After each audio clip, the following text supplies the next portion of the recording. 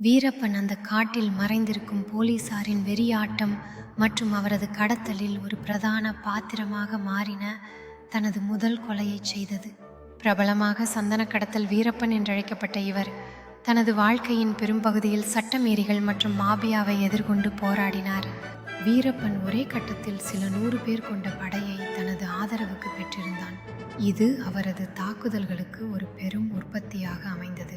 தந்தங்களுக்காக யானைகளை கொட்டிக்கொண்டு அவர் அரசுகளை சவாலுக்குள்ளாக்கியதனால் அவரது பெயர் இந்தியாவின் மாபெரும் குற்றவாளிகளின் பட்டியலில் இடம்பெற்றது. மலையூர் மம்மட்டியான் என்ற கைதேர்ந்த கொள்ளையனின் செயல்களை பின்பற்றி வீரப்பன் குற்ற உலகில் தனது பாதையை உருவாக்குவதற்கு மனதில் தீர்மானித்தான். அவர் 184 பேரை கொன்றதற்காக அச்சம் மற்றும் பயத்துடன் தேடப்பட்டான். அதில் பாதிக்கு மேற்பட்டோர் போலீஸ்காரர்களும் வனத்துறை அதிகாரிகளும் உள்ளனர். மாநில அரசுகளுக்கு எதிரான இவரின் செயற்பாடுகள் அப்போது தேசத்தின் அனைத்து பகுதிகளிலும் பெரும் கவலையை ஏற்படுத்தின.